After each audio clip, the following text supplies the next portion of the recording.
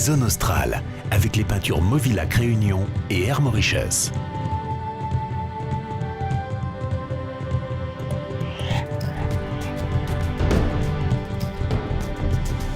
En Inde du Sud, Zone Australe nous emmène dans le Kerala pour une croisière magique sur les backwaters et à la rencontre de sa population. Les backwaters, une lagune et des lacs sur plus de 1200 km. Un reportage signé Serge Marisy et Virginie Barret.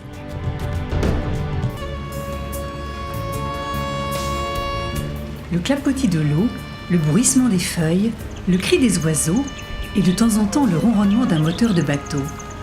Voilà pour la musique d'accompagnement. Le décor, un labyrinthe de canaux bordés par des rangées de cocotiers.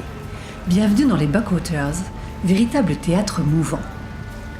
Les backwaters forment un lieu unique en Inde.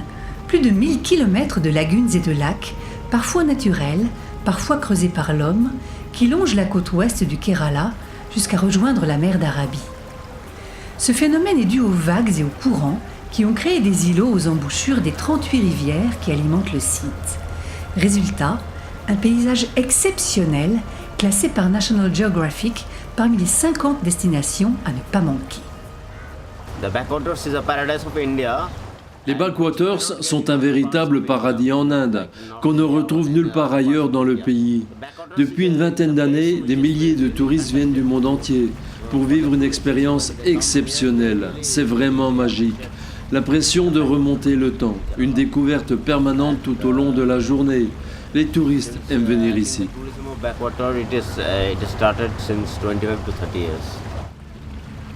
Un atout pour le tourisme, les opérateurs l'ont bien compris. Plusieurs compagnies de bateaux se sont développées et proposent aux visiteurs le moyen idéal de profiter au mieux de ce milieu. Backwaters of Kerala is the USP of the Kerala tourism.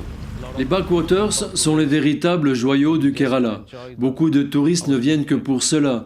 Une véritable merveille, c'est unique. Tout au long de la croisière en bateau, on profite de la beauté des paysages. On peut observer la vie des villageois sur les berges, les allées et venues des barques, les enfants qui vont à l'école en ferry. C'est fantastique. Depuis de longues années, c'est devenu une véritable destination touristique.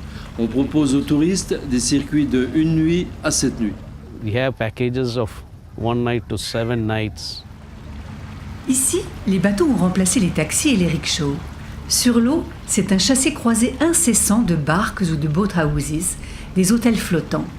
La plupart sont aménagés dans des ketuvalam, sortes de longues barges couvertes de chaume qui servaient autrefois à transporter le riz.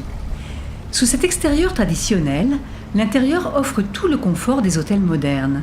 À l'étage, un toit-terrasse permet d'être aux premières loges pour ne pas rater une miette du spectacle. Être sur ces hôtels flottants, c'est se sortir de toutes les contingences habituelles de bruit, de surpopulation. On est vraiment dans un cadre préservé.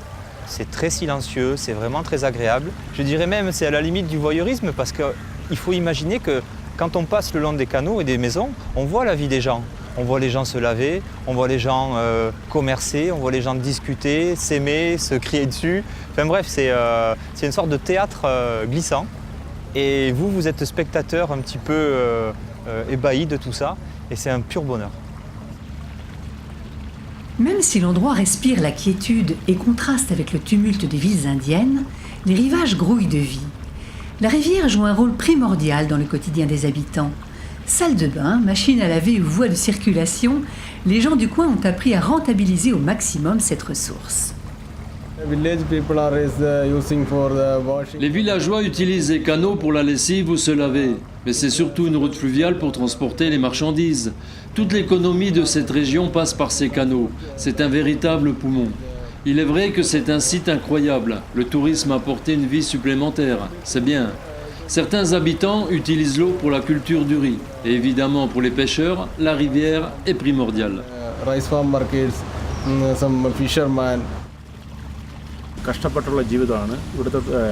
Ici, on ne peut pas se passer de bateau. Ceux qui veulent aller de village en village, pour le travail, pour faire le marché par exemple, ou les écoliers qui prennent les ferries du gouvernement. Sinon, la plupart des pêcheurs et agriculteurs ont leur propre bateau.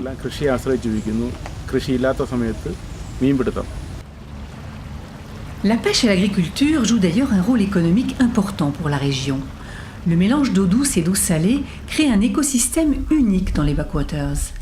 À certains endroits, des barrages permettent de conserver l'eau douce qui irriguera les rizières. Ailleurs, crevettes, palourdes, homards ou huîtres font le bonheur des pêcheurs. L'occasion de déguster sur place ces spécialités de la région. À bord du boathouse, les cuisiniers locaux savent mettre en valeur les produits frais, comme les crevettes tigrées du dîner.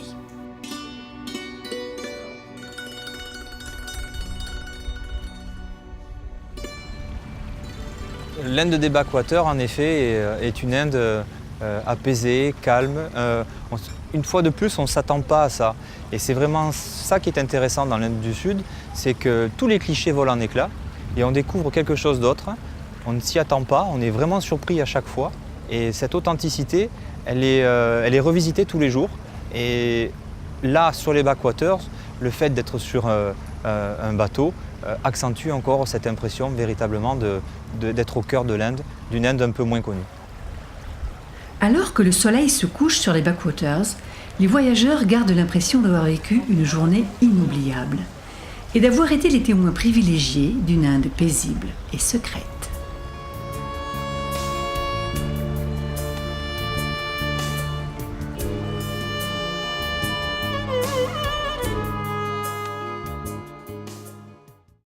La semaine prochaine, Zone Australe poursuit son voyage en Inde du Sud, dans le Kerala, à Cochin, ex-ville coloniale européenne, pour découvrir ses vieux quartiers et la préservation de rites ancestrales.